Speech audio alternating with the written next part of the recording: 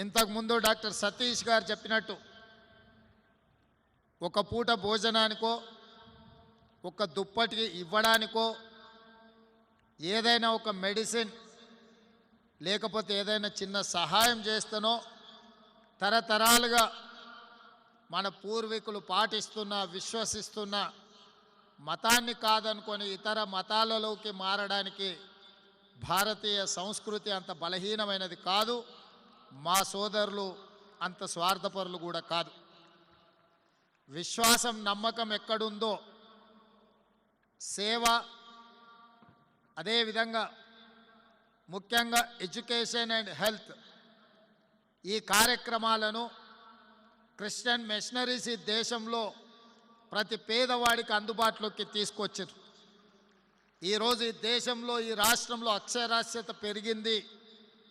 నాణ్యమైన విద్య అతి తక్కువ ఫీజులతో నామినల్ ఫీజుతోని ఈరోజు ఈ రాష్ట్రంలో విద్యను అందిస్తున్నది ఎవరు అని ఒకవేళ మనం ప్రశ్నించుకుంటే అవి క్రిస్టియన్ మిషనరీస్ అని చెప్పి నేను ముఖ్యమంత్రిగా అధికారికంగా ఈ వేదిక మీద నుంచి నేను చెప్పదలుచుకున్నా.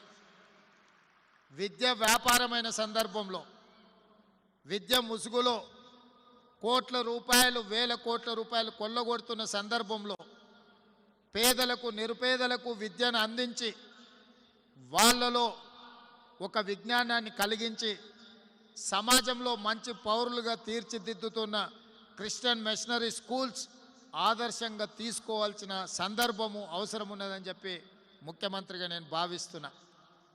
అదేవిధంగా వైద్యంలో కూడా ఈరోజు కార్పొరేట్ హాస్పిటల్స్ ప్రజల్ని దోసుకుంటున్నారని హాస్పిటల్కి వెళ్ళి వైద్యం చేయించుకున్న తర్వాత కుదుటపడ్డది అనుకున్న సందర్భంలో బిల్లులు చూసి గుండెలాగి చనిపోతున్న సందర్భంలో ఈరోజు క్రిస్టియన్ మిషనరీస్ నిర్వహిస్తున్న వైద్య ఆసుపత్రులు కూడా ఈరోజు అద్భుతంగా పనిచేస్తున్నాయి. వాటిని ఆదర్శంగా తీసుకోవాల్సిన అవసరం ఉన్నదని చెప్పి నేను భావిస్తున్నా.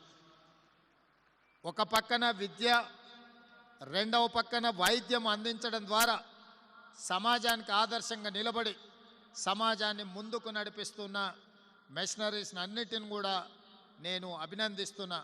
అదేవిధంగా